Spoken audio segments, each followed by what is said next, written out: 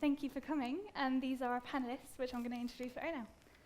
So, this is Elizabeth. She's 18, studies at the University of Edinburgh, and is a proud fan of Soul Train, 60s music, and anything that's not Eurocentric history, apart from Tudors. She's starting a campaign to target to get rap taught in English literature classes, and wants young people to get lyrical. So, next is Nuha. She's 17 years old. She's currently studying English, politics, and economics at sixth form. She loves the cat Olive, dancing to Chance the Rapper, and long walks on the beach.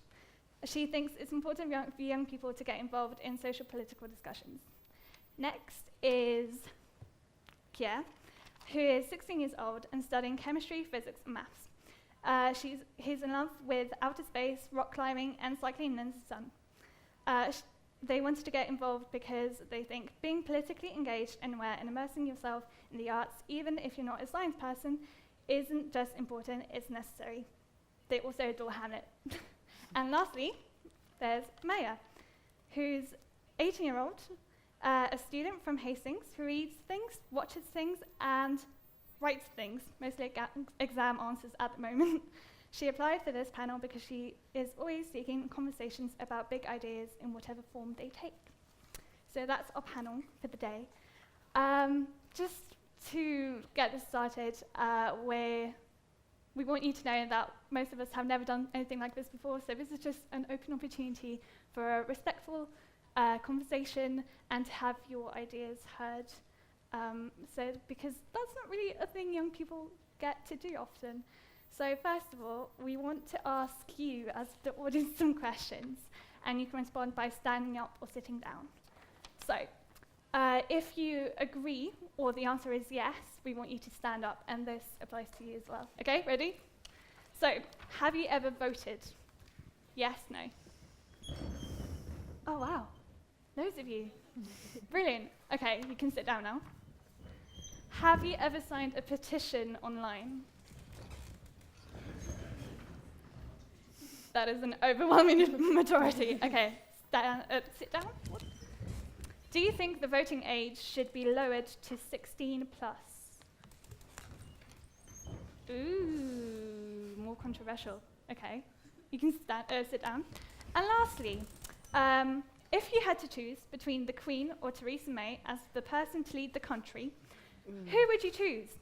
Stand up for Queen, sit down for Theresa May.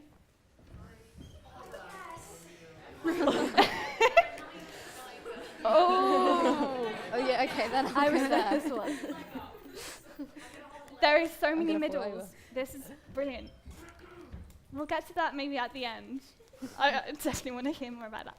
Okay, so to the panelists now. First of all, who inspires you and why? So Maya, do you want to start with this? Yeah, so I'm really inspired by Neil Gaiman. He's an author. He wrote this really great sort of short story / essay thing called What I Believe, and he talks about the sort of power of ideas in their own right and how you can't kill an idea, so even if, you know, people around that idea die, the idea lives on, and I find that kind of weirdly comforting because it means that if I have an idea and it just doesn't come to fruition in my lifetime, it's still kind of out there waiting for the right time to come to fruition, I guess. So, do you think a good leader is someone who has to be alive? I think you've kind of got different leaders there, because I think you can have somebody who's dead leading kind of in terms of ideologies, but they can't really lead events, you know, they can't necessarily rally people to action in the same way that someone who's alive can, but they can sort of still inspire people in that form of leadership, I think. Brilliant. Kia, who inspires you? Ruby Tando. Some of you might have heard of her. She was on the Great British Bake Off a while ago, and she was kind of known for being quite timid and lacking self-confidence and crying quite a lot. And nearing the end of the series, a lot of people suggested that she'd been sleeping with Paul Hollywood and stuff like that to try and get further on. And she inspires me because she kind of got past all of that hatred in a really positive way. She came out as gay on Twitter, which is a very public platform, so I think that was a really brave thing to do. And she also is a champion for this whole guilt-free eating thing, which is the clean eating kind of industry has become really toxic, I think. And she speaks out against that and encourages unhealthy and healthy food. And she kind of says, like, if it makes you happy, then eat whatever you want. And I think that's really important, especially with how frankly she speaks. She's not patronising and she doesn't romanticise anything. And she's very genuine, which is something I appreciate a lot. So this is someone who inspires you, but does someone need to be a good leader to be inspiring? I don't think so, because the qualities that a leader has to have can be very specific. Like, some people might say that to be a good leader, you have to be very good at public speaking, or quite confident in yourself. And I think you can definitely still inspire people without having that self-confidence. Brilliant. Elizabeth, who inspires you and why? The person that inspires me is called Dr. Kwame Nkrumah. He's the guy who led the pursuit of independence for the country I'm from, Ghana, in West Africa. It was the first sub-Saharan African country to gain independence in 1957. And I think that he was a really good leader because he was able to unite the people, especially after such a big thing as colonization, not to mention the things that had happened before with, you know, European countries taking stuff and all of that. But I won't go into that. I won't get into that. But I feel that his ability to unite the people from different classes, different areas of Ghana, was a beautiful thing. And he did aim to try and unite Africa as a whole, as a continent, and try and gain it some respect, because clearly they hadn't felt as a continent that they had been respected before. So, yeah. So you mentioned that it inspired you how he was able to unite people after a big event. Do you think that's an important quality in a leader?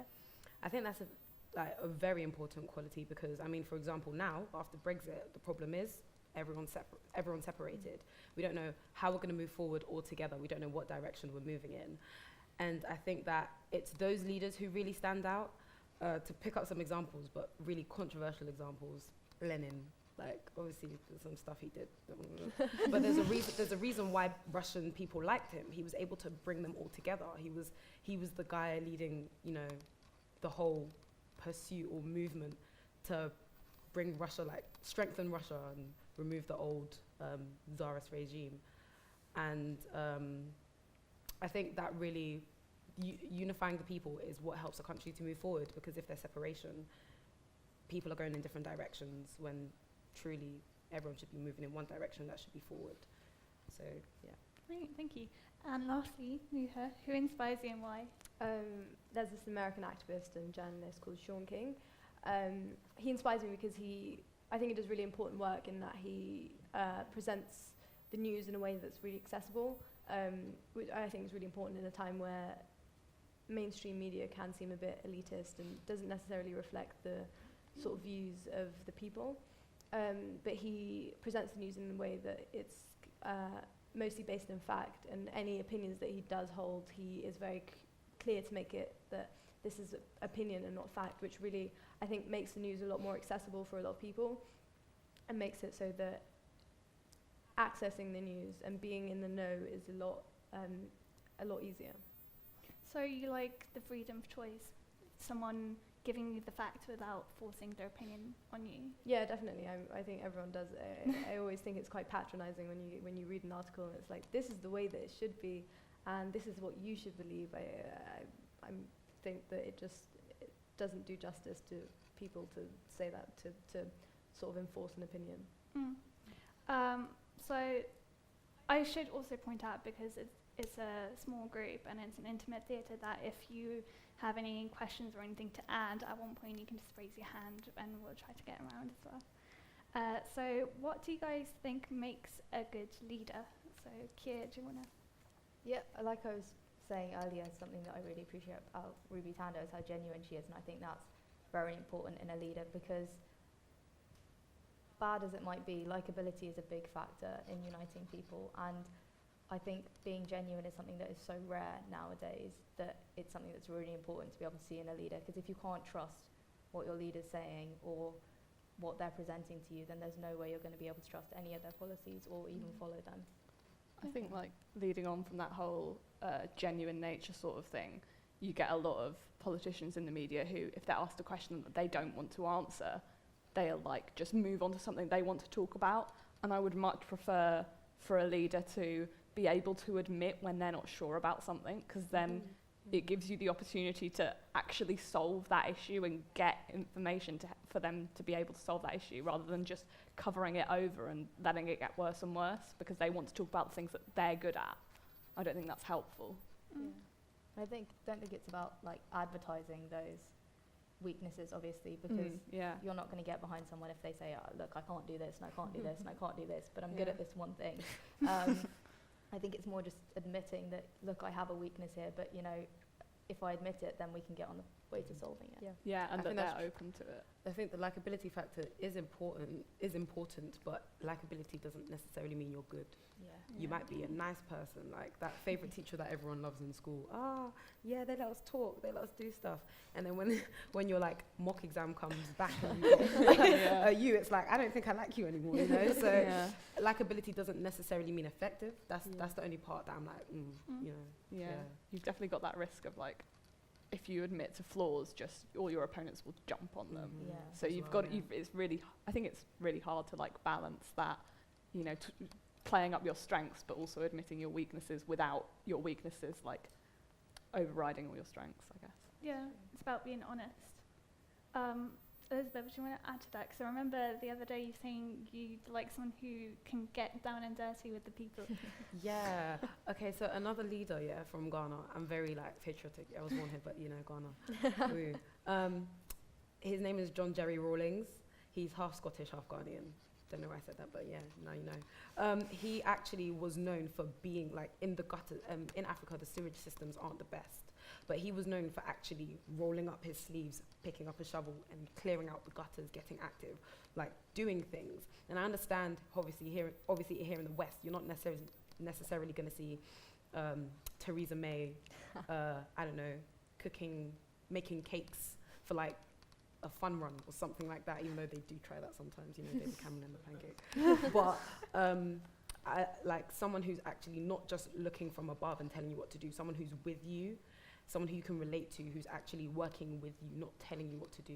I think that's a really important feature that leaders should have. Interesting, someone you should relate to, because a lot of our leaders, especially in Britain, tend to be very high social class, Eton. I mean, why would I be? I mean, how me and Theresa May, we're never going to be in the same building. Like, what? Unless she comes to uni. But like, me and David Cameron, me and Gordon Brown. I mean, I can't lie. Jeremy Corbyn, I could sit with him, but there's issues there in that politics. But like, when are you ever going to see me and Theresa May sitting at a table? Like, so it's just relatability is just, I think, important. Otherwise. Luckily, my parents like really forced me to get interested in politics and stuff like that. But otherwise, why else would I? Like, what's the point? Yeah. So, And there's that, for them, there's that kind of benefit to keeping it elitist so that they can keep it within their interests. And so, yeah, you want a leader who is not incentivized by keeping politics for themselves, I think. Yeah, Definitely. that's great. I think even on that point of relatability, I mean, obviously you're not going to have someone who is a part of every minority that every single person that can relate to, obviously, but even without that, I think being able to understand the needs and appreciate the needs of each individual minority is a really important thing for a leader, because if you're only catering to one part of society, then you're never going to be able to unify people and get a good strong cause behind you. And you see them pretend because they need the votes. You see Trump with the Southern Baptist churches, like, oh yeah, love God, love Jesus, and then he's going to talk about grabbing something, you know, elsewhere. It's just like they know that, and like you see David Cameron standing in an African Pentecostal church, and it's like, yeah, this is not where you'd be regularly, but like we can tell you need us because you need our votes when you first come to power. Are they there for that image of them there, or are they there to talk to those people and immerse themselves in that community? I think it's one of the things where you say, like, would they still be there if there wasn't a camera there? Because if they wouldn't, then you know that it's not genuine.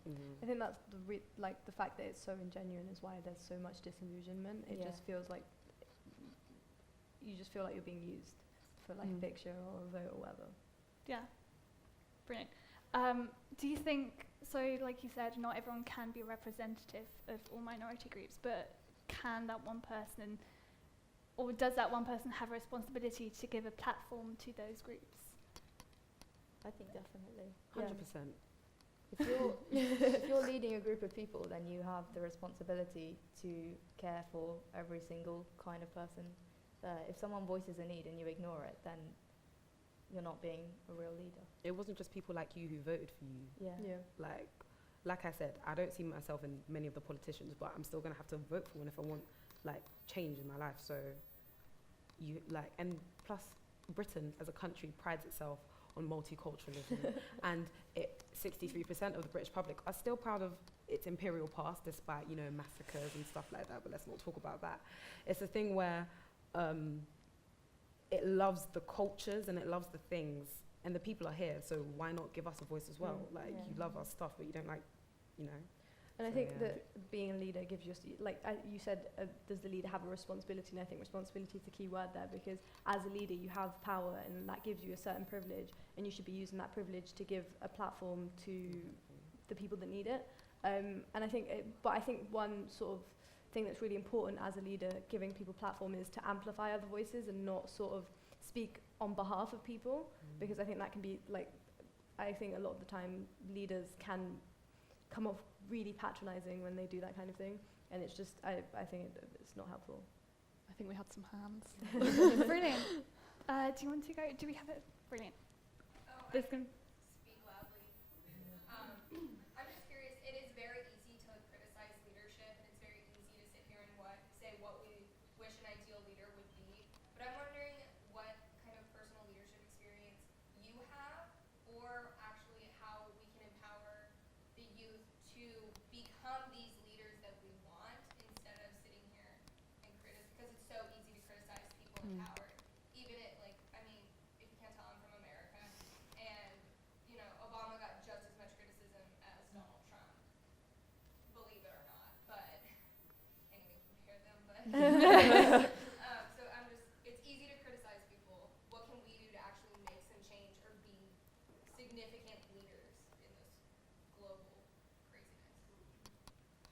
I think you've got to start with the group of people around you, right? Because I think if you're looking at the overall picture, it's that whole kind of desensitization, disillusionment thing again, and you just feel like you can't do anything about it. So I think it's great to try and start with the people around you and get your voice to them and lead them and actually do something as well. I think when you've got that whole disillusionment, you've got this sort of apathy of just, there is no point in me doing something. But if you start on that sort of smaller scale, then you can make a difference within your own community. You can help out somebody who's in need, or a group of people who are in need, and lead in that way, I guess. Yeah, I think even before you can take direct action, you need to educate yourself, because that's something we were talking about earlier, apathy and disillusionment, all that kind of stuff. One thing is that some of the only political exposure that people get is by example. So that's why views in the youth, maybe you consider them so polarized, because the examples that we get are so completely polar opposites. For example, you have Jeremy Corbyn, and then you have people like Trump.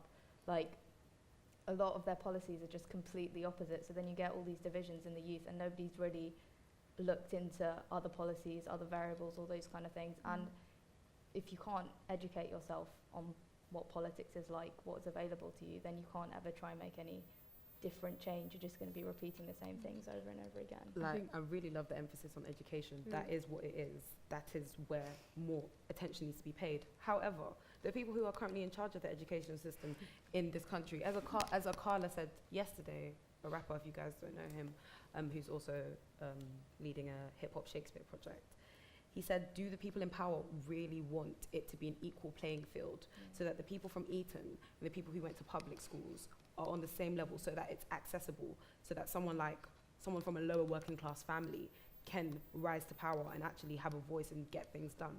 So I think education is where it needs to begin.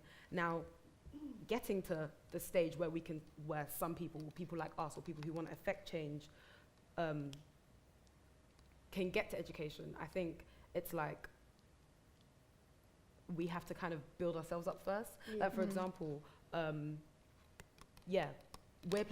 like, these are some pretty smart girls. Like, I just met them, but like, they told me what they're doing, which unis they want to go to. I'm already in uni. But it's a thing where I'm using the fact that I'm in university, that the people who I grew up around are not in university. Like, the circumstances are different. I could say, oh, everyone who's working class should just work harder and then they'll be fine. It's not like that. Not everyone has a situation like that. So I'm using my opportunity and my access, though it's not as, open as some other people's, to try and penetrate in some way through the system, which is not in my favor. So it's the people who aren't in power who really want the change, but because we're not in power, it's harder to break through. So that's the only way, I think. I think education really is the only way, but we just need different characters or different individuals trying to penetrate through. And it's really difficult, We need to keep but we are pushing. trying our best. People like Akala and other people who are leading movements and things like But- that.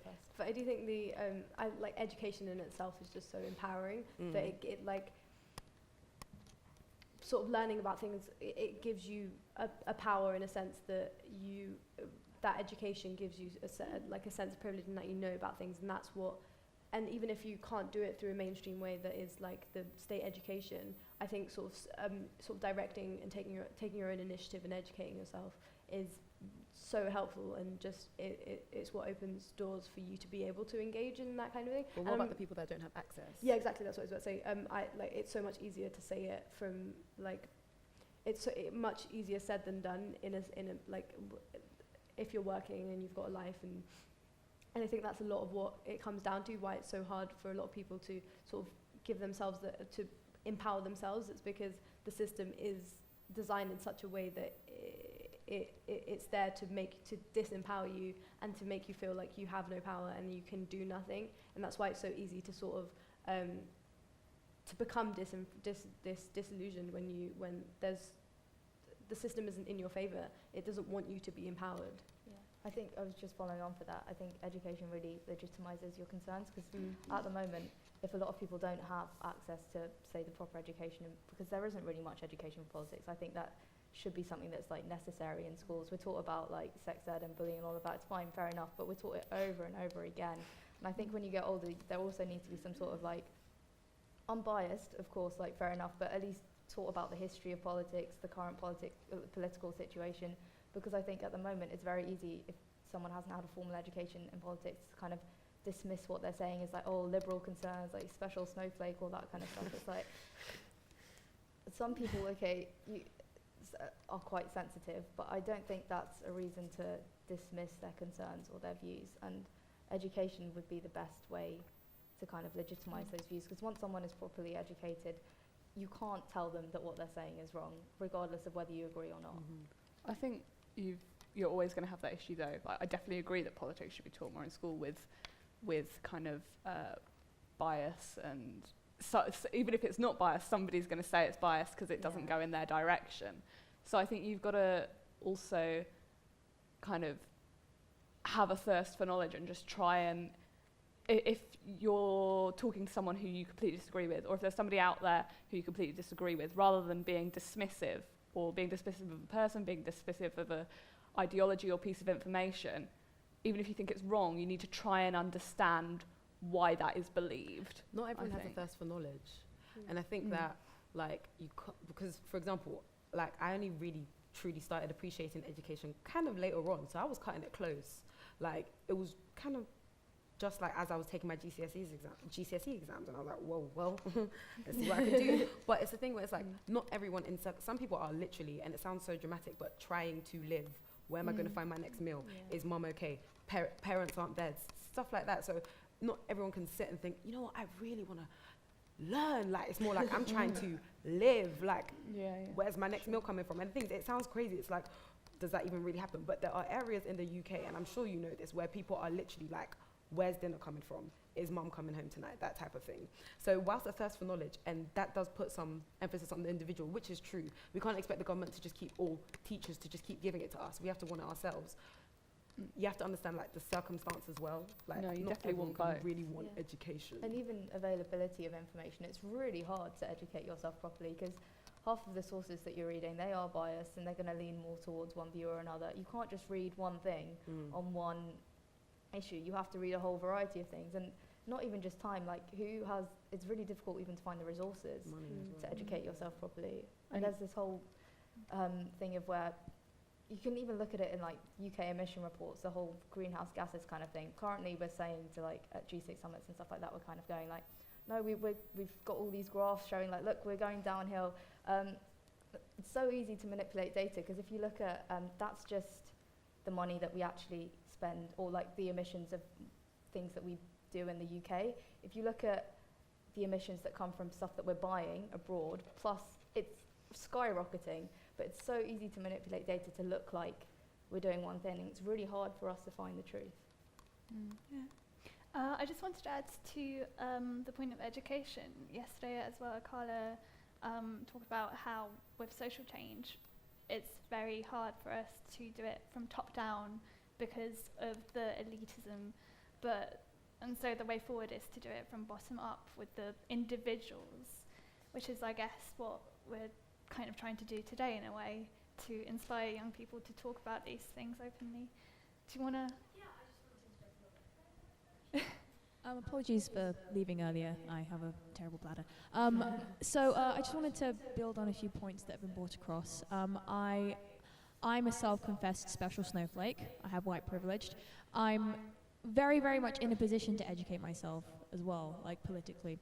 But a lot of, as well as all the excuses that we probably brushed upon, I don't know what I missed, but my main thing is just, as a result of all this, it's fear. It's fear that I'm going to be led down a wrong path, or wrong path for me, because I know I'm easily influenced by charismatic people and very shocking news.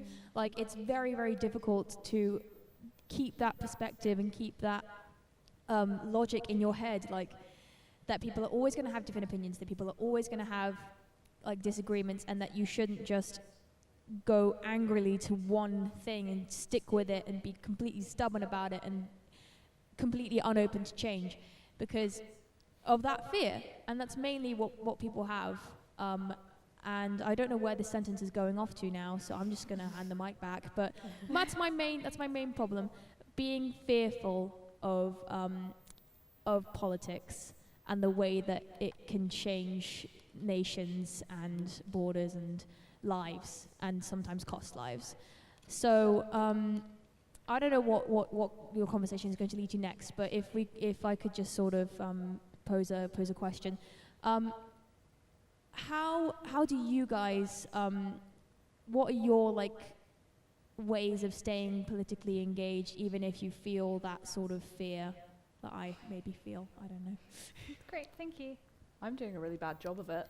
So, any advice? I think you just have to look at both sides of the argument, because, like, personal example, it was earlier this year actually. I was reading an article or something, and it was talking about reverse racism, and I was like, yeah, no, that sounds like it should be a thing. Like, even though white people obviously aren't discriminated against anywhere near as much as people of colour, I was like, well, racism just suggests, you know, discrimination on the basis of race. So then reverse racism surely must be a thing. And the more I read about it, I was like, yeah, no, this all supports reverse. And then I was like, you know, I should look up at least one article on the other side. And then I looked that up, and I kept going, and I kept going. And then you know, after about a month, I came to the conclusion about, like, actually, no, that's ridiculous. Reverse racism is not a thing. If you look at the history of the word, all that kind of stuff, like, it's actually really demeaning to say, like, oh, this is reverse racism. It's awful. It's like when people use lynching as a term, but like in terms of one, like, oh, that guy's going to get lynched. Like, don't do that. That's awful. So yeah, I think just look at both sides of the argument. But again, that takes a lot of effort. Yeah, I And think it's hard to make yeah. yourself do that. I think it depends on the way that you channel your fear, because I think fear can be really sort of motivating in that it forces you to, that kind of fear forces you to look at both sides and educate yourself. But it can also be quite paralyzing in that if you are just terrified, it can be easy to sort of just sit back and just be like, I refuse to engage in this anymore. And I think that's where a lot of the sort of disengagement with politics does come from, a fear of being wrong. I've reached that stage where I'm just like, I can't be bothered anymore. Because obviously I'll come back. Well, I'm still. Anywho, like, it's a thing where you read articles and stuff like that, And then comes the topic of fake news. So it's like, is what I am reading actually happening? Yeah. Because I can't go out there to certain areas and be like, oh, okay, calm. Like, I can't take it in. So I'm like, number one, is what I'm reading true? Number two, what can I actually do? So I've got to the stage where it's like, I'm being taken in with so many issues, and this is an issue, and that, and you're this, and you have to care because you're this. And it becomes too much. That's why, like, as much as social media is great, and like the internet is fantastic, it's also very, very dangerous, very dangerous.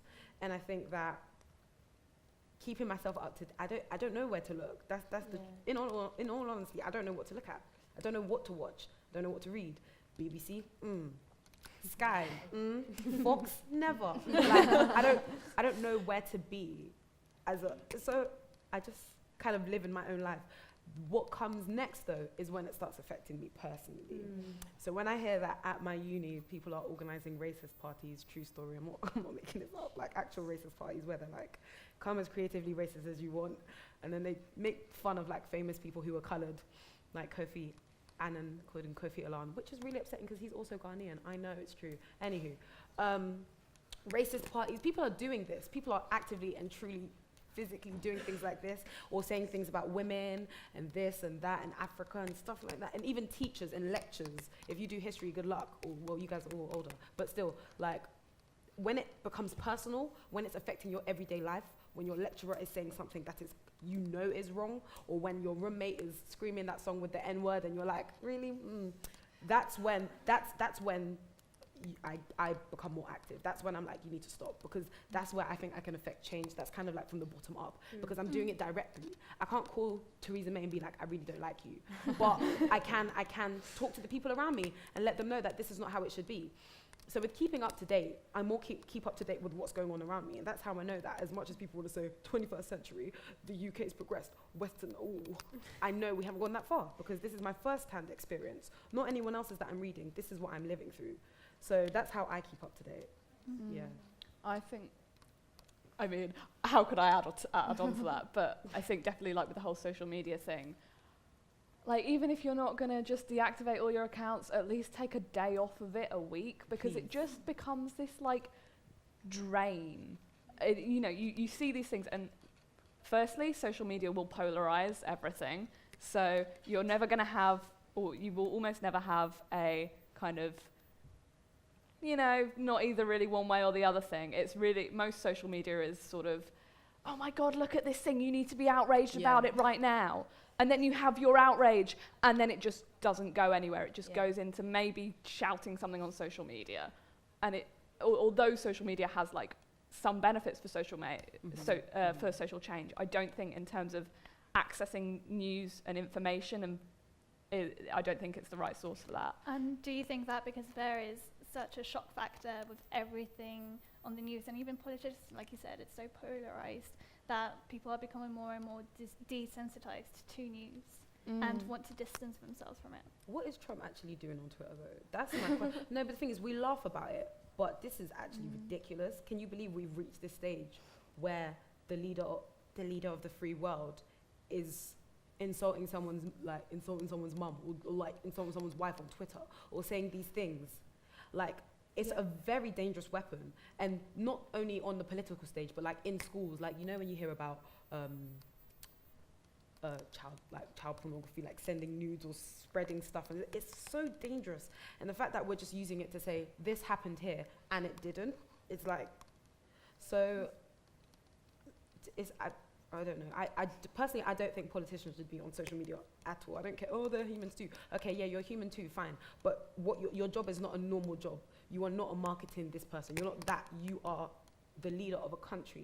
And you're telling me you want to express yourself on Twitter and let me know what you had for dinner. Yeah, no, I think there was a point in Trump's campaign where they actually said he wasn't allowed to go on Twitter. They like cut him off because he was just being so ridiculous. And I think it's... Trump has said that he has a right to Twitter. Okay. Constitution, freedom of speech, despite the fact that Obama got in trouble for wanting to have his own private cell phone. Trump still has, it's a god awful mess, and he actually just got in trouble for tweeting during a congressional investigation. And also you've got the whole thing of, so yeah, maybe you have the right to do this, but are you really a sensible person if you're going to use that right? You can do it, doesn't mean you should do it. Exactly. I could strip right now, doesn't mean I'm going to do it. No, literally. I mean, it is comical, it is funny, because I have the right, I can do, like, okay, does it mean you should? There's a difference. I think leaders, just in general, need to make that distinction, like, like, there's so many examples you could pull out the bag, you know, French leaders and stuff like that, but, you know, like, social media and leaders or politicians, not a good mix at all. I think on an individual level with social media, it can be quite like, I think it links to the fear thing of like the fear of being wrong, especially with like such a stringent sort of like call out culture. It's like, it can be so like hard to engage when you're like, if I'm not completely educated about this and I don't know exactly what's going on and I don't have exactly the right opinion, then I will get flayed and slaughtered and by everyone. And it's like, that sort of like, it just makes it like so hard to engage in something when you know that if you're wrong in any way, shape or form, you will be called out. Yeah. It's because, just following on for that, it's like there's no, or there isn't much respect in ways of responding to people. So even I'm guilty of this. Like, if you see something that's just a horrendous opinion on Twitter, you'll kind of reply to it with some very, like, you might swear, or you'll say something that's a bit like, oh, don't be so stupid and stuff like that. And that doesn't make the other person want to change their minds. So like, if you say something wrong, then it should almost be like, educate the other person to say, like, actually no, this isn't factually correct or something like that. Because if you just kind of call them out and immediately be like, you're wrong on this and you've got the wrong view on this, then they're not going to want to change it. They're just going to be like, oh, I've done one thing wrong once, I'm not going to try it again. Yeah, at the end of the day, social media is just a tool, and it depends how you use it. You can use it to change someone's opinion or just shout at someone, really. Because it does have that power to change the opinion, but it's reliant on its users. Like, the main thing is, if you're going to go and engage in arguments or debates on social media, you need to be going into it not to belittle the other person. Because I was reading about this girl from the Westboro Baptist Church, and she actually used to run their social media account, and she interacted with a lot of people on there who obviously had very different views to her, and she ended up leaving the church in her town and her whole family partly because of these interactions that she'd had with these people, where she came to go, oh, there's this other side that is outside of my bubble. So it can be positive. So we can't just go, oh, social media, run away from it. But do run away from it sometimes, because I think politicians should run away from that. 100%. It's just got, it's a tool, like you were saying. It's not necessarily social media is evil. It's social media is really easy to use in unproductive and negative ways. I think it's also a big thing that we're considering how important social media is in making social change, when you consider, like, not that long ago, all of these platforms didn't exist in the way they do now, and social change still came about and stuff like that. So it's such a, but I was thinking about it earlier, it's a really weird thing how seriously we're taking all of this, when 10 or 15 years ago it wouldn't have been able to. How would you have done it before? Yeah. But also, you say you're very against politicians using social media, but some would argue that it's actually a very good tool for young people, especially, or people who don't have the time or effort to read their manifestos, to just get a short image of what's happening in the world. Which makes them lazy. Short and, look, I mean, we all know it, and like a teacher say it and stuff like that. The internet has made us lazy. What are you going to do when you need to research something? Wiki. And anyone can edit Wiki. And I feel like that is true, actually. Like, you can't ignore the benefits. Someone can get an understanding or quick grab of something on Twitter or whatever on social media, can get a quick understanding. But I feel like everything's becoming so shortened, or there's a quicker way to do this, there's a quicker way to do that, that so many things lose meaning. So I feel like we should, whilst the short versions should be available to some extent, more attention needs to be brought to the whole picture. Why don't you put a link to the whole manifesto? I don't know, I just feel like there should be more emphasis on the whole thing. Those things are readily available online. If you want to read the Beveridge report or something, 300 pages of why the NHS should be created, you absolutely can. It's up there, it's and I don't quite know what the difference is between a public broadcast from, say, radio in the 80s going on TV, a letter in a newspaper that's been sent out, and a tweet, if you know what I mean. It's all just about trying to reach as many people as possible, and the format might be you tweeting or whatever, but the idea behind it, the process, what they're trying to achieve, which is tell everyone about this one thing they're doing, is essentially the same. So I don't know why social But media gets Twitter, this shortened platform. Telegraph I- had to be very short. But I think that Okay. the fact that it's Call become me out. a lot less formalized. It has become a lot less formalized is what makes it so easy. I think also just makes it really easy to fall into the trap of supporting a politician because they're likable, because they tweeted a picture of Dog. their them with a dog or something. But it's changed it to become more personal. But like Prime Minister Harold Wilson, he would hang out with the Beatles all the time, and he publicised that on TV because he wanted to look cool and he wanted to be liked. I don't know what the difference is between that and putting up a funny tweet or a picture of you with a cat or something that's freely or No, but don't you think it's become too? Don't you think it's become a bit too personal? I think we At have to all. be careful in trying to linearize things, because we're trying to say like social media is good or social media is not. It's not either of those things. There's It has good scales. sides and bad sides, and we have to definitely acknowledge that it can be very good, and it allows direct feedback. Prime Minister's question time and stuff like that. I think they use some of that. They get Use tweets, information from yeah. tweets and stuff like that. So it allows people a way to interact, and that's really, really good. But in the same way, you also have to acknowledge when things go too far or when things aren't done in a genuine way. So, say, tweeting a picture of yourself with a dog, or in a more harmful way, tweeting a picture of yourself with someone from an ethnic background or minority community and saying, look at me, I'm supporting this person, when you're not really, you've just done it for the publicity. So I think it's important you have to acknowledge Yeah, both sides. I think I've been a bit harsh, yeah. But I definitely acknowledge the nice side as well. I was just wondering, in terms of things like Twitter, trying to form a coherent sentence. I just wondering, so you know something like Trump, having a Twitter. As much as there's negativity caused around it, I was just wondering what your view is on. Okay, so I saw a spoken word thing yesterday, and the opening line was by this black guy called Tyrone Lewis, and he said, "If I don't click the Twitter link, the black guy's not dead. If I don't click the Twitter link, the black kid's not shot." And it was a phenomenal piece, and you should look him up because he's an incredible spoken word artist. And it was the idea of these things are existing, but if we choose not to look at them, then they haven't happened. And I was just wondering, in terms of being politically active, do you think we have a choice anymore about whether we engage in politics or not? Because I know someone who doesn't vote because he doesn't want to be part of the system, but we use money, we go to university, we don't really have a choice anymore about whether we are politically active or not, because we are constantly being engaged through different platforms.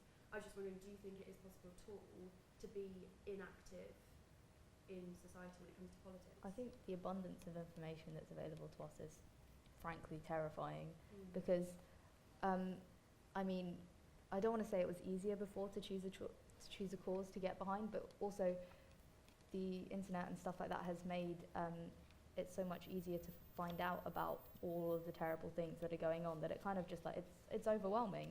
You're like, this bad thing is going on, this bad thing is going on, this bad thing is going on, and I can't help any of them, but I know about them now. But like, what can I do?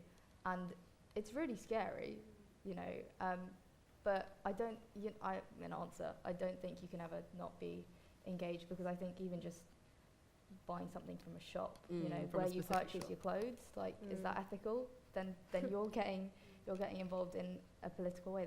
I don't think there's a way to escape it, and I don't think there should be. to Ava be honest. DuVernay released a documentary called The 13th about the concept of new slaves and stuff like that, and like America's prison system, and how there's a part of the 13th Amendment which says that everyone's free, but really you're not free if you're a criminal. Like, we can do whatever we want with you. And they said that Walmart, which owns Asda, partook in helping policy and legislation pass through so it'd be easier to arrest certain types of people and get them into the prison system, and therefore basically owned by the government. I'm not going to stop shopping at Asda. I can't. It's affordable, it's there, it's cheap. Doesn't mean I support the easy imprisonment of, men or whatever, and that whole shebang. And so I feel that, like you said, if like the poet said, if you don't click it, it's not there. So therefore, I think loads of people aren't going to click it. Loads of people won't see it anyway, and they'll still shop at Asda, but disagree. So I feel like when it interrupts everyday life, you kind of become powerless.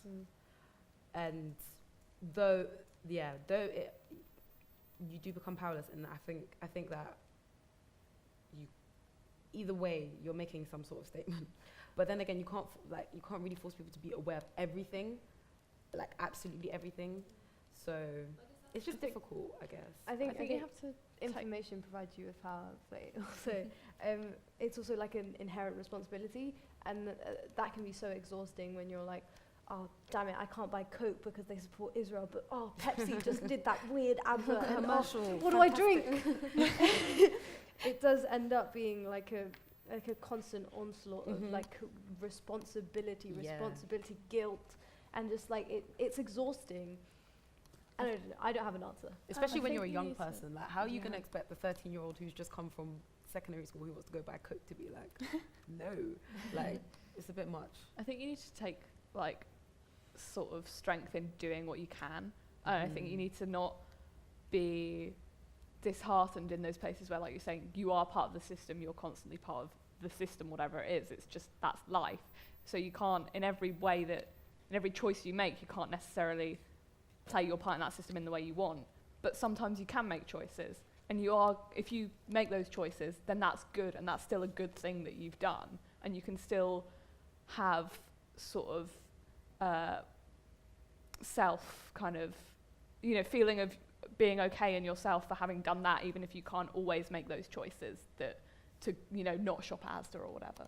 I think we also need to give ourselves a break sometimes, because it's, as conscious individuals, which we all are because we're here, that's quite a lot in itself. Like, I'm vegan, but I know that the only reason I can afford to be vegan is because I'm living at home with my parents, and I wouldn't be able to buy the quantity of fresh fruit and veg and all that kind of stuff that I do. And I think I need to kind of you need to be able to accept that you can't do everything, but the fact that you want to, and the fact that you are aware that you there are good choices that you can make and want to make is important in itself. At the same time, I understand that, but it can be quite easy to let yourself off. Yeah, It's it's the easier option to be like, but what can I do? And I think obviously as a person you need to take care of yourself, and you need to be aware that you're not going to be able to do everything. But I don't think that should come at the price of completely disengaging and not doing anything. I heard someone say on social media that not taking part in social political issues is a matter of privilege. If you're not engaging in women's issues because that doesn't affect you, that's your privilege, because you're lucky enough for that not to affect you, but that doesn't mean you shouldn't care about it. And I meet loads of people who say, I'm not a feminist because it just doesn't affect me, or loads of these issues just don't affect me. And it's, I don't know, what do you think about I think that? that's talking about a very specific portion of people, because there are people who don't engage because of that privilege. So my mum isn't a feminist because she's like, oh no, because I care about kids more. And I was like, okay. So I don't think you've quite understood the concept there, but I've tried. I'm still trying. But and then there's a portion of people who just can't afford the time or the effort to actually be engaged, and I don't think you can put them down for that. Because you were talking about. I mean, yeah. Sorry, go on. I just agree. Go on. No, I just agree. You were talking about people who are genuinely looking where their next meal is coming from and stuff like that. You can't attack them for not going on the march on Sunday, Or not having a label that says feminist. Yeah, But the thing is, I feel like getting involved in some of these movements is more for image. And as much as we're criticizing politicians for doing it, there are plenty. Like when they were having the refugees march in Edinburgh when I was at uni, and people were like, oh my gosh, are you going to the march? Yeah, phones out. Guess where I am? It was not you. It's not coming from your heart. You don't care, because the next day you walk past that same woman on the Royal Mile who's clearly a refugee or who's clearly come from somewhere else, and you won't give her a penny or you won't pay her any attention. So I feel like the people who are getting involved need to really keep quiet and really focus on themselves, because they're really sometimes some get carried away and then they don't really care about the movement. It's more like I came or I turned up. And that doesn't necessarily mean you're more interested than I am in it. It just means I'm not doing it the same way you are. So I feel like that statement, there's not one way to show interest in movements. People probably express themselves in different ways. Like I might not go to a march, but I might donate to something. But I won't make it public. You don't know. So to make a statement like that, I don't know. I feel like just focus on like what you're doing, because you don't know. You have no idea. Maybe because I didn't stand up and walk with you doesn't mean I don't care. It doesn't mean I'm not doing my own thing, just not making it public like you are. There's definitely a difference between caring about something and how you express that, or what you do, and whether you do it in the way that most people are doing it. Having said that, during the women's marches a couple months ago and all of the protests, I saw a lot of hate for people who posted like selfies from marches, and I read loads of different opinions about it. And then I talked to a friend of mine who is a huge feminist, who is very like social media about it, and she shares loads of selfies from marches and stuff. And she said, it's because I have a younger sister, and I want to set an example and tell her that it's okay, that it's cool to do this stuff. So whilst I agree that, you know, your heart should be in it if you're doing that, I think it's also a great tool to spread the word and show that it's not a bad thing to be doing these things. No, but the hate for the people who, you saw hateful people who were in the protest or weren't in the protest. Who were in the protest? Who were in the Yeah, and posted pictures. okay. I thought you were talking I think about the that's quite I thought you were talking divisive about as well, though, protesters. isn't Yeah. that a Because bit- you know some protesters are really, though it's like we get it, you're trying to show your side. Like some protesters or people who aren't happy that like their side has won, they can get really aggressive as well. Like obviously I don't agree with I don't agree with Brexit, but like the people attacking Brexiters and stuff like that, but I'm like, but they just expressed their view. I mean, they voted. Maybe if you like enough of you, no, literally, if enough of you voted, maybe it would have went through, because it's gone through the system, and we've had Labour governments, we've also had Conservative governments. I just feel like the people who complain, like how many people went to a festival, which festival was it? And it was like the day before Brexit or something like that, and didn't Glastonbury. Yeah, you all went to the festival, and then apparently at the festival, people, you didn't vote. You did not vote. Well, And some you're- of them voted through. No. post You need to vote. hold on. No, hold on. Pardon. Hold on. What I'm saying is, she's my sister. I'm being rude for a reason. I'm not just being rude to anyone. The people who complained, or the people who complain but don't vote, need to kind of realize that it's happened. Don't get me wrong. There's plenty of problems with the system. I don't agree with first past the post. I don't agree with certain ways in the way that the system is done. But they voted and they won. You've also had votes and you've won when Labour governments have won and stuff like that, and Liberal, whatever. So just deal with the fact that the other side won. Don't get me wrong, And it's sad, but deal with it. It's what can you do about it now, rather than, oh my God, Rather it than let's hate on you. happened. Exactly. Thank you. How can we move forward? Rather, are you done? You lot won. Like, move on. How do we go forward? Yeah, and especially attacking the people. One of the reasons that the Brexit vote was so large was because a lot of people did it as a protest vote against the current government, because they were like, David Cameron is not doing anything for me, so why should I help him? And then kind of attacking people who are already disenfranchised, it's not going to make them want to get involved in your side at all. I think it's when, like, and especially when the way that you attack those people, like, how you choose to attack those people. If you're, because, you know, people go around saying, oh, the people who voted for Brexit are stupid. They're not stupid. They might not have had certain pieces of information that you had, but that's not necessarily because of their innate lack. And I think also you've got a lot of people going around sort of just insulting things that have nothing to do with it. You know, I see a lot of people talking about Trump and being like, oh, he's so orange. Oh, he's got these small hands or whatever. And I'm like, why don't you, like, I know that you need that source of amusement or whatever, but if somebody else was doing that to your side. It's an ego. We like to diminish his ego specifically because he didn't win the popular vote, which is a whole different issue. The fact that That's the American vote. Yeah. Americans did not vote for Trump. Yeah. College, which is a whole other issue. So we attack him personally because it's an ego thing. I think it's Because also he attacks the way that women look. Sure. He said But they do have two wrongs make a right? You But guys is that don't the like, best but you guys response? don't like that. You guys do not like that. And I'm not doing the whole teacher, two wrongs don't make a right. But seriously, you're really fighting fire with fire. Sure. Why they do it, because then he said, look at my hands, they're huge. My skin is not orange. It's just to get him to prove a point. But literally, when there's excuses like he does it, wait, you don't like him because he does it, so why are you doing it? It I really think doesn't make sense. Another reason. I'm just like, Yeah. it really, like, I'm flabbergasted. It doesn't make sense. You don't like it, so you said, so you're going to do it back to him. think I just feel like it, I mean, I I don't can even see- care. I feel like the whole thing about mocking his hands and hair is satire. Maybe he even enjoys it. Like, maybe that's just banter, you know, Daily Show, all of that. But when you're going to attack the people who themselves believe in their views, that's another key thing of leadership. People are not going to agree with you, but you have to be able to accept that rather than, all the people who voted for Brexit were over 60, they're going to die soon anyway. Like, all those types of jokes, it's inappropriate. And I feel like good leadership is being able to understand that not everyone on your team has the same idea. Not everyone on your team wants the shoe to be blue. Some people want it orange, but you have to be able to embrace that, work together, and move forward, which is what is not being done now. So, like you said earlier, it's easy to accuse leaders, but when the public are being difficult as well, how are we going to go anywhere? It's unhelpful as well because when you do those sort of things, it sort of dismisses the entire of their personhood.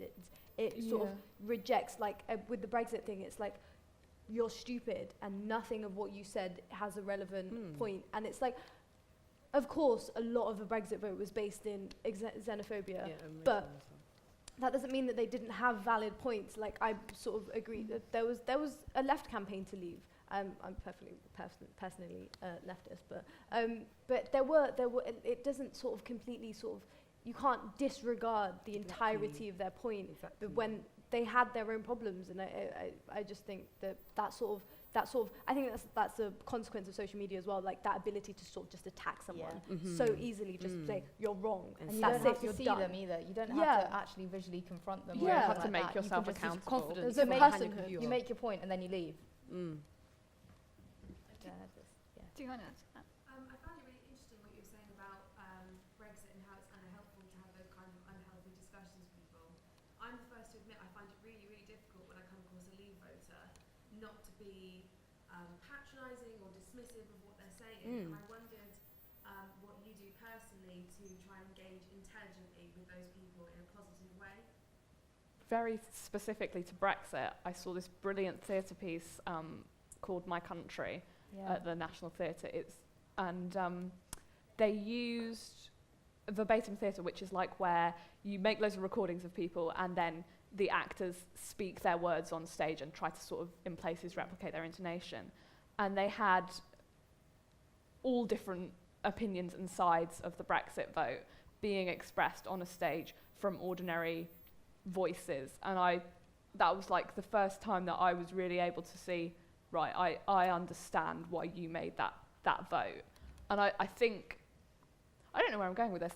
I think, but that was an example through arts. I was just going to say, I think maybe like arts, for me, is a really brilliant way to empathise. And, you know, we can talk about how maybe some theatre isn't accessible. Things like this are accessible, though. And a lot of theatres in London, £5 tickets. A lot of galleries are free. Libraries, there's less of them now. That's the thing that's happening, but they're still there. And I think seeking out those voices is really helpful in just sort of seeing all these different opinions and being able to engage. It's a really helpful tool for me to engage with other people's opinions. I think even and earlier when you were empathise. saying how, you know, the whole thing about once you plant an idea, then it's there and it's carried on through loads of generations. And art is a really, really good way of doing that, because art is always relevant, because you just have to interpret it in that way. And I think this is an example of that. This was inspired by Hamlet. It's a really old play, but we've gotten Relatable. this conversation out of it, and just out of looking at the key themes. And art is a really good way to interact with people, because it's something that kind of branches all kinds of different social classes and views as well. Can I say thank you for admitting that, by the way? Yeah. Because I feel like I have that discussion a lot with people. I'm always like, to like the more liberal left side, I'm always like, but do you not think your reaction's a bit? But look at what's actually, like, the actual agrees, fair enough, you can disagree, but like your relation as humans, like how you're talking to each other is a problem. When I meet them, I don't know, I kind of find it funny. I personally found the whole Brexit thing funny, because the way that everyone woke up was like, and it was like, I already knew this country was the way it was. It's not a surprise. No, but like I found it funny, like people were so, oh my God. So, sorry for that.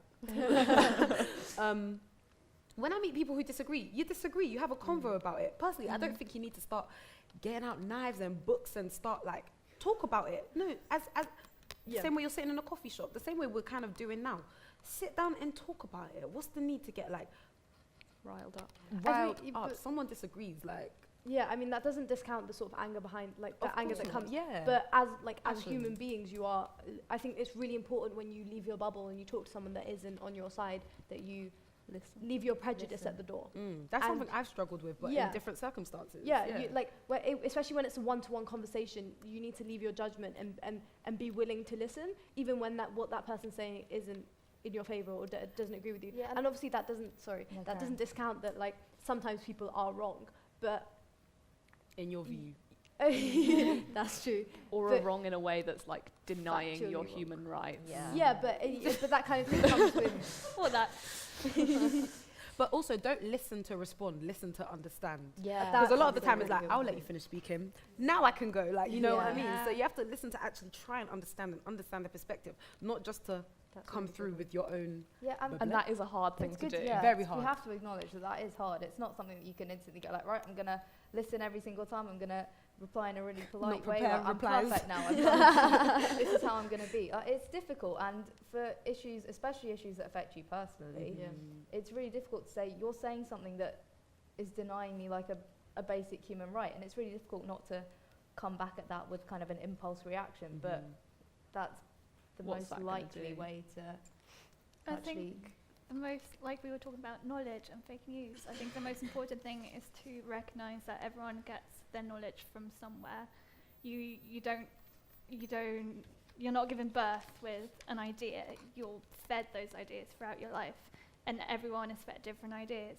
So if someone holds a view, it's because of something. There's a reason, and it's important to try to understand that reason because you're all different and you're all going to have different experiences. You're a product of your environment. Actually, I think I can't remember if Akala said it yesterday or if it was in one of his songs, but he said something like, "No one would be a racist if they were educated properly, or if they were educated about that at the beginning." And I think that was a really like powerful statement to make because it's like it's your environment that shapes you in your early years, and you have to acknowledge that some of the people who have these views that we might find appalling or disgusting, they've come from somewhere and they've come from a genuine belief in an ideology or an experience or something like that. And it's difficult to acknowledge that, but it's the truth. I guess it comes down to humanizing your Yeah. enemy. While we touched upon voting, should we get on to the question of should the voting age be lowered to 16? Because I know there was a controversial opinion in the panel. The people who wait, what did I say? Was it controversial? Was it At least I think there was. I think the people who like obviously this is something that I disagree. The people who say that it shouldn't be lowered, I think their main thing is do 16-year-olds know what they're talking about? And here's where the solution comes: education. If I was taught, oh thank you. if like you tell me what's I took government and politics at A level, which was an option, and believe it wasn't one of the respected subjects because it's not chemistry, physics, or like straight already known subject. It's government and politics. It's like where did that come from? So I learned about that stuff, first past the post, Liberal, New Labour, all of that. It was lovely, it was fun. But I feel like PSHE, which someone mentioned, where we're learning about bullying every year. And don't get me wrong, bullying is a topic of itself. It needs to be taught. And I feel like PSHE should be more than one period. I only got Yeah. one period. Me It too. needs to be taught properly. Politics needs to be taught from early so that people actually have a chance to understand it. Because if you're telling me I study no politics, it's only that I'll see them on the news. And then I come out of education or secondary education, so I come out at the age of 16. How am I gonna get into it? How am I gonna begin? So I feel like it's the responsibility of government. And not to teach even it. just like teaching you sort of like, oh, this is happening, and this Mhm. is the sort of skill to be able to think critically, Yeah. which True. I mean is applicable to all of life, but specifically in this sort of circumstance, like Mhm. the ability to sort of read an article and know that there's another side, or listen to something that someone's saying and know that you have to educate yourself. That sort of approach to politics is what is so important, I think. Yeah, and the danger is that it's optional for us at the moment. Yeah. It's because optional. you can kind of choose to be like we said, if I don't look at it, then it doesn't exist, or if I don't engage, then I'm not a part of the system. We all are. We all have a responsibility to act. Like when I was younger, I was kind of like, oh yeah, no, I'm not going to vote because then I'm not participating and that's my protest. But that doesn't help anything. There's not a large enough majority of people like not participating for that to make any difference at all. And by introducing political discussion and awareness into the education system, it doesn't let you run away from the problems. You have to face them, you have to acknowledge them. And the then thing you're is, you more can try likely and to pretend you're participate. not interested or it doesn't affect me, so I'm going to stand to the side. But then at some point, it's going to It's come gonna- back to you. Like like I say, I tried the whole I'm not involved. Then tuition fees went up. Then I was like, excuse, So like it affects you, and it will come at one point. But I think, I think I definitely agree with education, with politics being really necessary. And like for PHSE, with me, it stopped in like year 8, year 9. They just kind of trailed off. I'm like, yeah, you don't need that anymore. So I didn't even get like a lot of stuff that most people get with that. So it needs to definitely be enforced more. But you're always going to have the slight issue of who's deciding how it's taught. And I think I really want politics to be taught, and like this whole and engaging people with it. But the way in which that is done would have to be very carefully thought about, I think. I think it can be done, but it'd have to be carefully thought it's all about. idealistic. We can all sit here and say it should be done like this. It won't be. No, that, So in very that case, depressing, what but do you still. think? So in that case, what do you think how do you think that it could be made in a way that's sort of like community led, or like, do you think that's the way forward, community led, individual led? Because if we are having 16-year-olds voting, like in what way do you educate yourself if the school system's not doing it? Yeah. No, well, just personally, I'm a member of my school's starting this coming term. I'm a member of the school's current affairs and politics society, and I'm chair of LGBT society. And they're both fairly quiet societies in the school. I go to a very posh private school in North London, and I've been trying to get PSHE to involve just information on sex ed, but for LGBT people as well, and for just like an understanding of the current political parties and the way voting works and stuff like that in PSHE. And I've spoken to so many teachers, a lot of them politics teachers, a lot of them history teachers, and it's so difficult to navigate because the school itself has its sponsors, and the school itself has the parents, and if any single one of them kicks up a fuss, that's it, you're done, you're shut down. My school was sponsored by Lord Ashcroft, so the blue was everywhere. The uniform was blue. Couldn't escape it. Yeah, it's really, it is a really difficult thing to do. Do you guys think that the idea of lowering, the reason that the voting age isn't lowered is part of the problem of there being an idea of young people being sort of easily manipulated, and like they don't know what they think yet, and they don't really have I don't think the that's entirely unfounded though. When you are younger, you are a lot easier to manipulate, and you are going to be influenced by your parents' views and stuff like that. But it's also a bit patronising to kind of say, so then you definitely can't vote. If you give them the incentive to be like, you can vote, but please educate yourselves, otherwise, the consequences are going to be disastrous. And that's a lot more helpful than kind of going like, you can't because you're not mature enough. A lot of people aren't mature enough, but you can help them. Yeah, but I see it is their future. Like, Yeah. And you're going to have... And I think the reason that they're not responsible is the fact that you haven't given them the responsibility. Yeah. I think, firstly, I think what you were saying about like people's being more easily influenced, like I do have an issue with having the voting age lowered, just because I think like a lot of people's parents would influence it, but you could say the same for 18-year-olds. Something else. So then, what did you think about the the Scottish independence one when they allowed 16? Yeah, what do you think about that? Because that's important. Like, that's And a lot like, of 16-year-olds went out and voted. they went. They really. It's not even a fear of they might not even go, so we waste paper. They literally went. It's their future. So I'm really on the fence about it. I'm just not sure. It's hard. Yeah, It is hard. difficult. Should we have audience? Oh God, go on at the front. What do you think will actually change? Because the way I see it, like, if I'd been able to vote when I was 16, I would have voted probably the same as I'm voting now. So you open it up and let's say that's 2,000 people from each area, 2,000 extra people that can vote. I can't imagine, I don't know, like where I'm from, the majority was Leave, because that's not where I'm from. And so you would have just had 2,000 extra people voting Leave. Somewhere else where, people, it wasn't Leave, you would have just had 2,000 people probably voting that, because if everyone is like a product of their environment, I can't imagine the change is going to be that different. So I'm just wondering what you think from someone going to 16 to 18.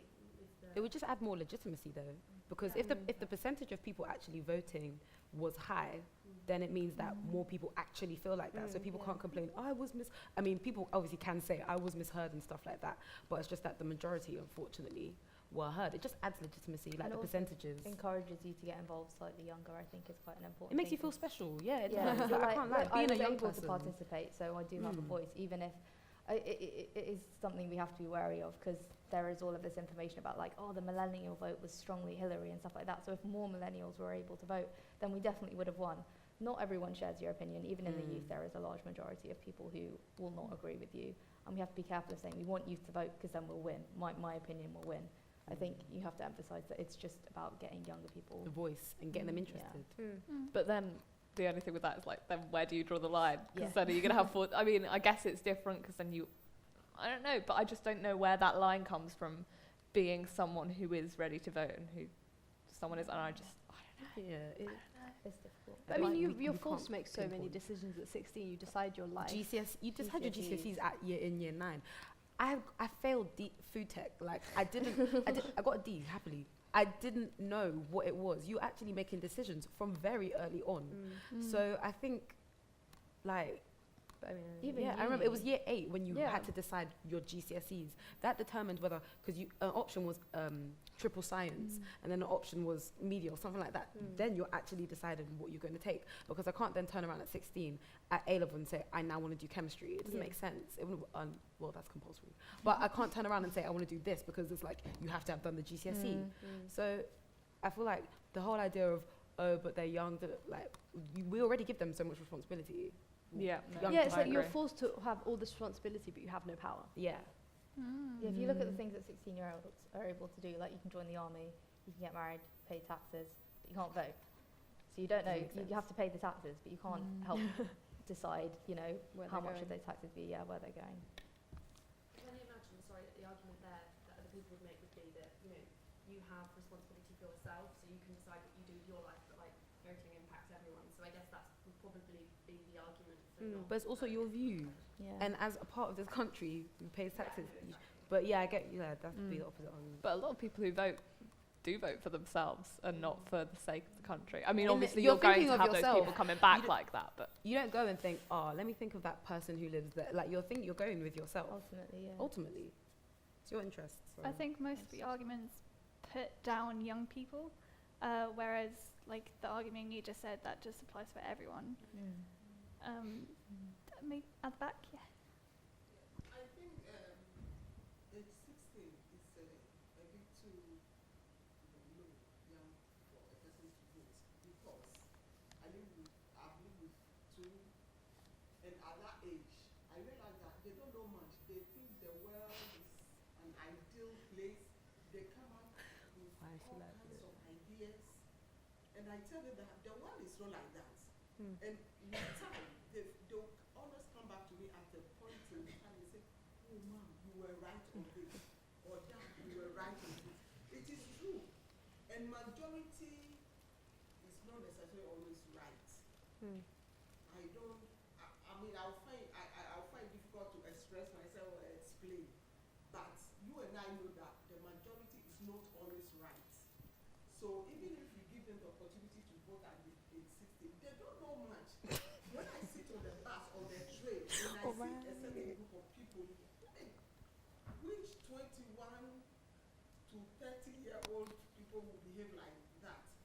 So 16, to give a 16-year-old child authority to vote and to influence decision is a bit risky. The world is not like that. I think you've got variation within like every category though, Yeah. because some 16-year-olds, I probably wouldn't say they were ready to vote, whatever that means, but some 16-year-olds are, because they've just, there's a lot of variation within each age category as to your approach to the world, I guess. You can have a 16-year-old who's as mature as someone who's 21 or whatever, and then you can have someone who's like 23 who's not mature enough to vote at all. it's difficult. But I do agree that it's more likely for them to be immature when they're 16, but it is still difficult to draw the line. And I think maybe potentially the reason that we think that 16-year-olds should vote is because as people who have come here, we do come with a sort of certain group / category of people that we probably hang out with. Yeah. And that can create a kind of bubble of thinking, oh yeah, we're all ready to vote, when in reality, maybe we're ready to vote, I don't know, but everyone else isn't, kind of thing. Yeah. But Apologies for interjecting. I was actually, so I completely respect the opinions of people who disagree 16-year-olds to vote, because there are some 16-year-olds who aren't ready to vote, but there are also some 30-year-olds who probably would not be educated or qualified to like consider voting. So what I propose is that maybe 16, 17-year-olds could write an application to the government and actually like No way, No. absolutely not. That No way. bias Oh, and then you have to system fit in waiting those to words. happen. Isn't this the process for most things anyway? You write it, make it sound fancy, and whoever can fit in as many supercalifragilistic all of this type of words is the one that gets it through. Whereas I have to fill in it by myself, and I'm like, I would no, but I mean, I make it funny, but it's true.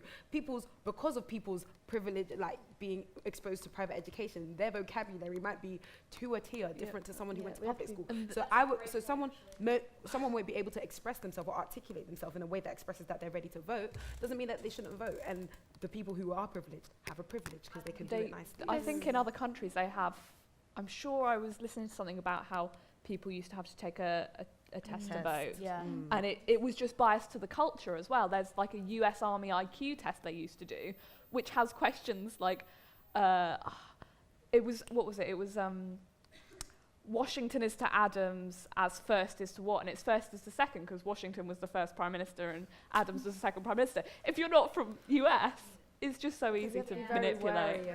Very wary of intellectual superiority here. Yeah. Because as much as, we are talking about maturity, also if you're talking about things like, not just an application, anything when you're talking about maturity and how informed people are, it is very easy then to fall into this kind of elitist, like, I know bigger words than you, I've read more books than you, I've read more articles than you, therefore I have more of a right to decide the future of this country than you. I mean, also that's just tyrannical. You could just end up with, oh, that one doesn't seem like they're going to vote for us, so let's say no.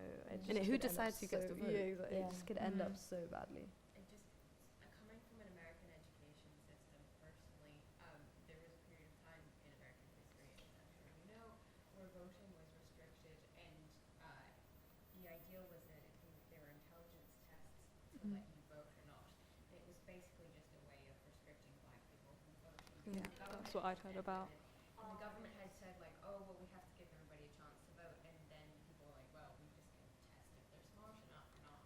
And it was basically just an abuse of power to restrict certain groups from That was Martin voting. Luther King Jr. That's why he was a thing, was because Vote, they said black people can vote if you meet these criteria Selma. that were impossible And for them. the tests were just ridiculous. And like, I've seen copies of them. They're just stupid, and you're given such a short amount of time to do them, and you have to get everything right, or else you are disqualified. And But, very like, white people who own land were not disqualified from voting, and so the problem is currently Trump is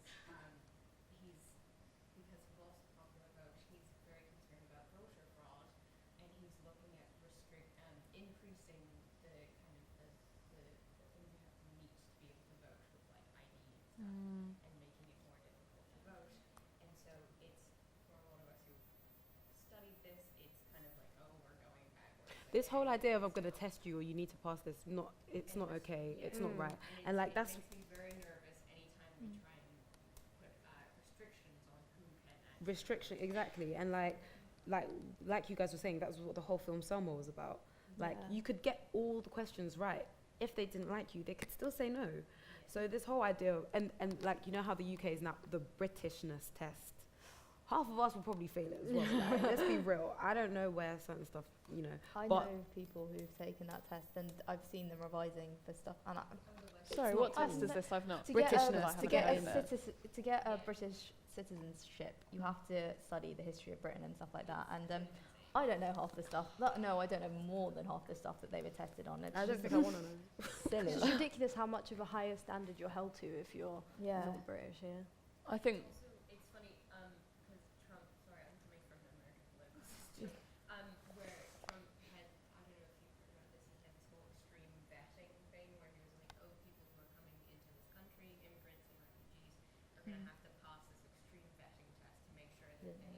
Oh yeah, yeah, yeah. Our terrorists, Oh. and they align with our moral standards as Americans. And I think it was the Tonight Show went to a Trump rally. Oh, and yeah, I saw tested that. these Oh yeah, Yeah. qualities, yeah. vetting qualities, and like the people at the Trump rally failed. Yeah. So it's very tricky every time you're It's almost like you have test people and it's more. give them rights. Yeah, you're almost like I was born across this imaginary line that we've drawn, so therefore I have the right to do more than you do.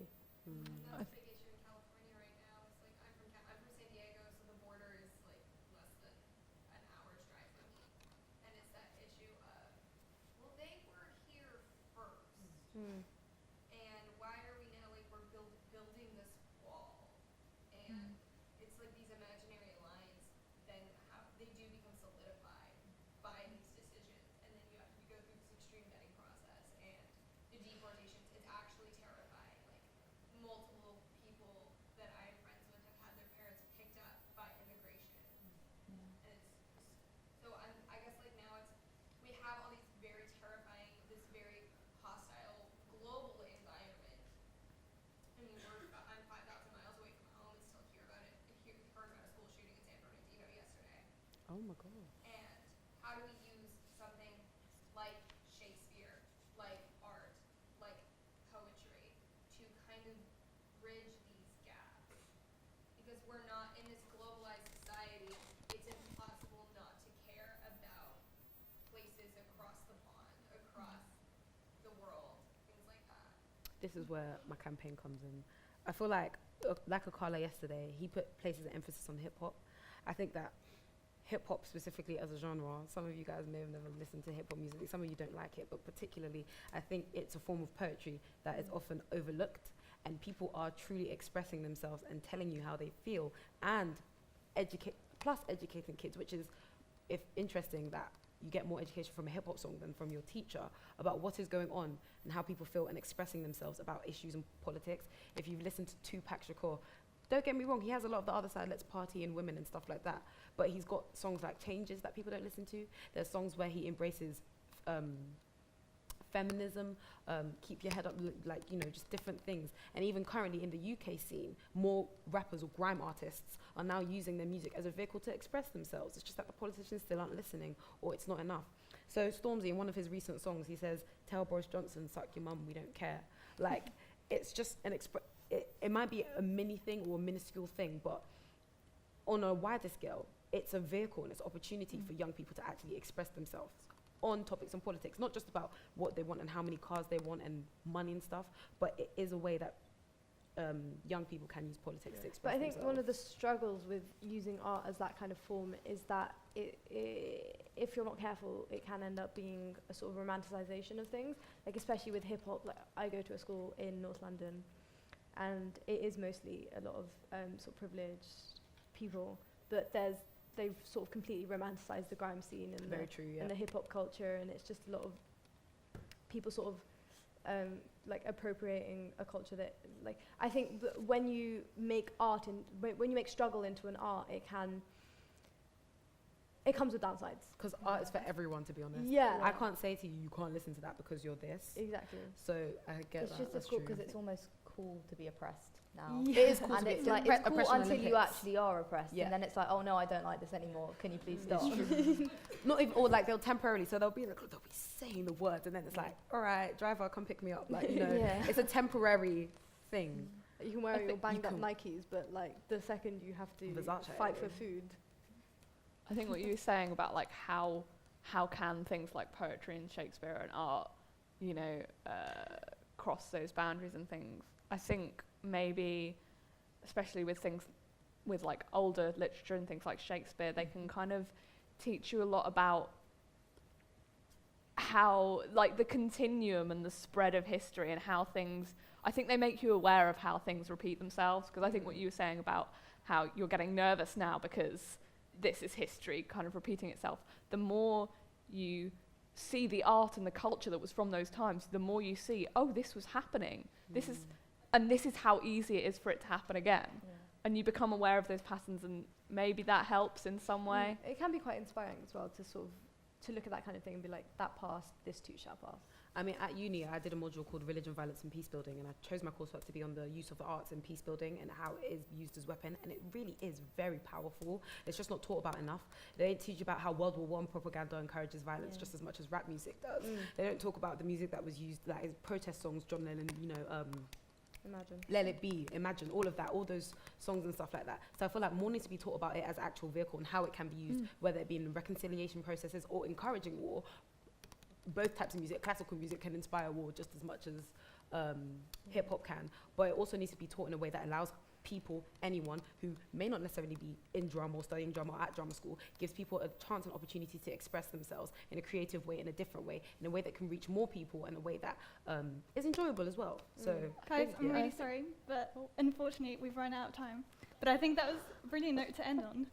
And I think the message of it all is to stay active in what you're doing, and to, even if you can't be a politician, just inspire change in your own social circle, and do as much as you can just by talking to people and doing whatever you can. And with that, I really hope you enjoyed this, and I hope you enjoyed the rest of the Hamlet Festival, and thank you for coming.